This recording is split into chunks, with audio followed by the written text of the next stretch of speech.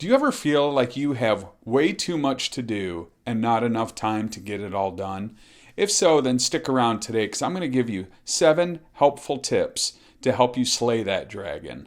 My name's Stephen Kofer, and I'm happy to be here with you today on Building Success. The first thing that I want you to keep in mind is if you're feeling overwhelmed, just take the time to prioritize the tasks in front of you. So this can be pretty simple. It's just laying out what you need to get done within the time frame that you have. So maybe it's a list of things that you need to get done the following day. I would advise you to pull out your journal and scribble down some notes on those things that you absolutely have to get done the following day. Put those in a priority order. That will help you, I think, just by seeing them laid out in that order.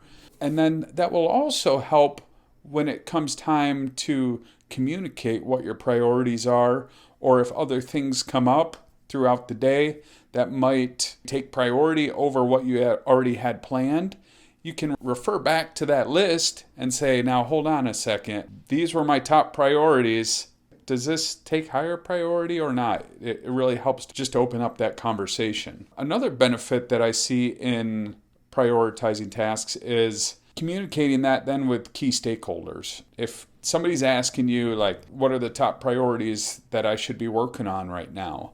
I have team members ask me that often. And it's really helpful if I have a list of priorities that I can then review with like in my case, the program leadership team and say, hey, this is what I think is the priority for what we should be doing. Does this align with your expectations for what should be top priority right now?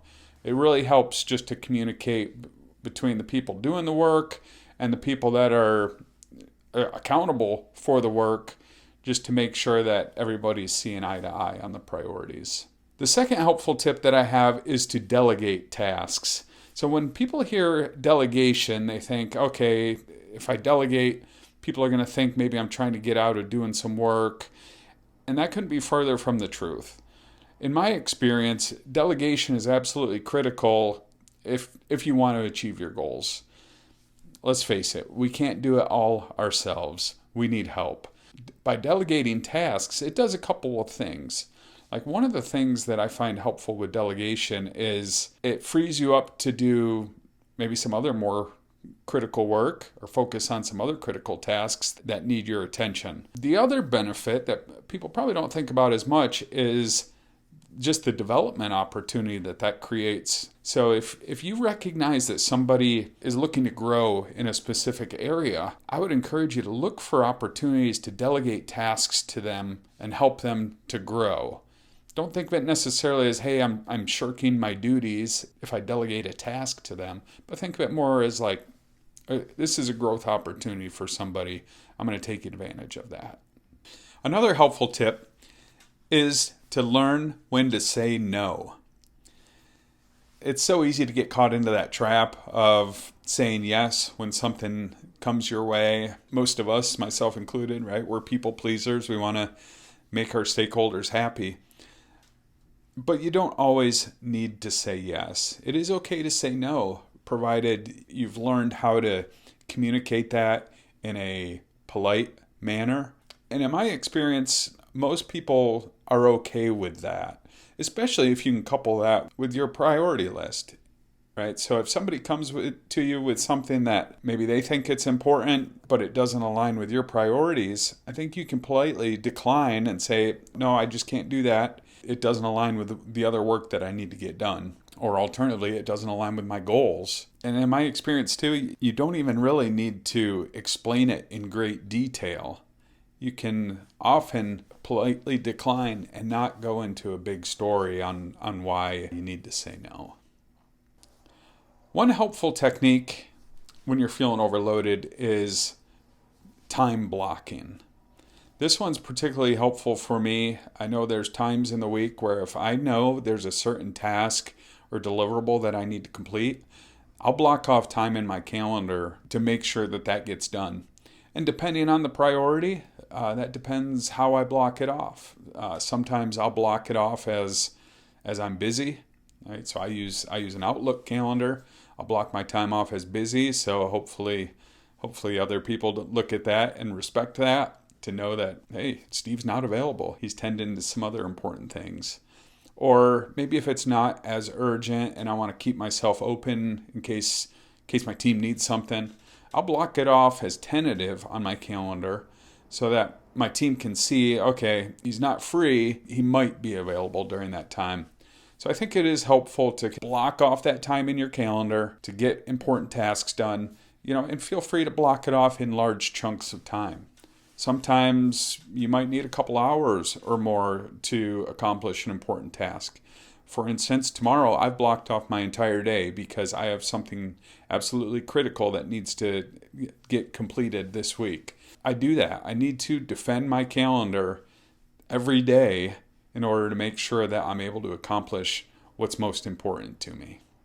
Another important time management technique is to break down large tasks. Have you ever been faced with a large project and you didn't even know where to start?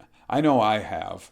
And I find it really helpful to just get out a pen and a paper and start breaking that down. Okay, I know I need to do this step first, then this one, and lay that out. I like to just kind of use like an outline format when I'm laying out those tasks. I think in those early stages, you don't need to go as far as laying them out into a Gantt chart or a fancy timeline or anything like that. Initially, just start laying them out in whatever tool's helpful for you. For large projects, I'll use Microsoft Project, and I find that really helpful. But depending what it is, you might not need to be that complicated. You can just keep it simple with an outline format that you can edit and insert tasks to break it down. And that, in my experience, really helps with the feeling of overwhelm. Another helpful tip when you're feeling like you just have way too much work to do and not enough time to get it all done is to communicate. When you're feeling buried, let people know that that's how you're feeling. That way, they're less inclined to keep piling on more work. They're going to be probably more forgiving if you need to come to them and ask for like a timing extension on something that you owe them. Another benefit there is if you're having open communication with your manager, then they'll be able to get you the help that you need. They'll be able to help defend your calendar. They might have some suggestions on how you could potentially delegate some tasks, other work maybe that's coming along that they could help you to say no to. They might help you break it down into more manageable chunks. So again, just open communication with both your leadership and your stakeholders is absolutely critical when you're feeling overwhelmed. The last tip I want to mention is self-care. So it is important when we're so busy that we forget to take care of ourselves, that we do take time for some self-care. And that could mean something as simple as taking regular breaks from your work. I know in my work, I sit in front of a computer all day long.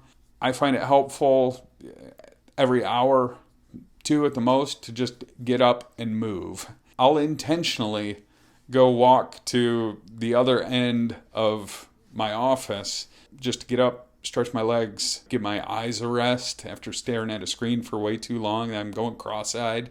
It's really helpful, I think, to just get up and walk around throughout the course of the day. Ideally, if you can get out and enjoy some sunlight. If you're like me, where you work in an office that doesn't have outside windows, it is wonderful to be able to get out and get some fresh air and get some sunlight throughout the day. Another important aspect of self-care is practicing relaxation techniques. I've not been one to really get into meditation much, but I have heard from people that do that it's absolutely wonderful. Who knows, maybe here in the coming year, that's something I'll try and report back to all of you based on my experience there. And then lastly, I think it's worth mentioning, one of the best things you can do for self-care is to make sure you're getting plenty of rest. It's amazing to think that, okay, hey, how my day is going to go is really set by how I did last night in getting to bed at a reasonable time, staying away from screens right before bed, avoiding alcohol right before bed. There's things like that I know now. If I do these things before I go to bed, I'm going to wake up feeling tired and I'm not going to be at my best the following day. And then when you have all that work in front of you, it's just a snowball effect where it just makes it worse and worse. So make sure you prioritize getting good sleep through the week. Do you have any tips that you would like to share? Put down in the comment section. What do you do when there is too much to do in too little time? Thank you, and we'll see you in the next one.